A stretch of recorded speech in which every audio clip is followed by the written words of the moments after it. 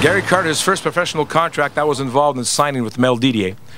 And when we signed him, he became the image of the Expos, our gladiator. And our gladiator left us for another world. Gladiators are not supposed to die. They're supposed to be with us through their old age. So when he passed away, to me was a deep loss for myself, for the city of Montreal, for kids, and most of all for the Carter family. I mean, as a Montrealer, a baseball fan, and specifically a Gary Carter, who was my role model growing up as far as sports go, obviously this is a huge thing. It's the kind of thing that, you know, I mean, memories and remembering people that are important to the community, important to ourselves. I mean, I couldn't ask for better than to have a street name for him that I can always come and see when I want to, you know, feel closer to him, I guess.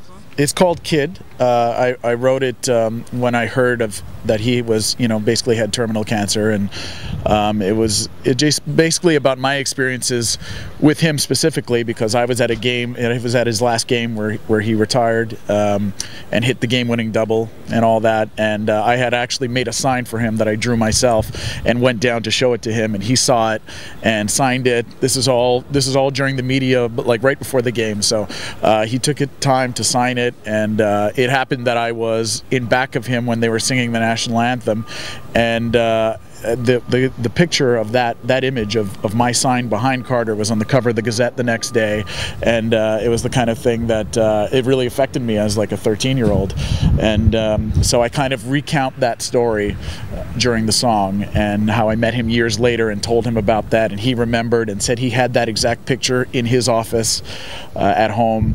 So I had kind of like a personal connection to Carter, and it really affected me. So I had to. The only way I know how to reflect that is through song, because that's kind of what I do. So. We stood together singing the anthem loud.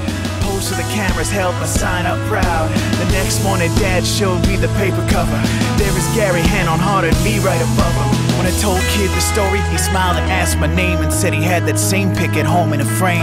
Today I got it hanging in my studio office. It's signed, God bless you, the Kid, Gary Carter. Gary swings at the 5 on the right field. Dawson going back. Anytime the Expos get brought up and memories of the Expos are reconjured, it always brings about a nostalgia that for many of us hasn't really gone away ever. There are a lot of people that really miss this ball club, and it's a shame to say that Gary Carter's passing brought about this newfound love of the Expos, but it's true, it's been a renaissance, and you can pretty much date it to when Gary Carter passed away.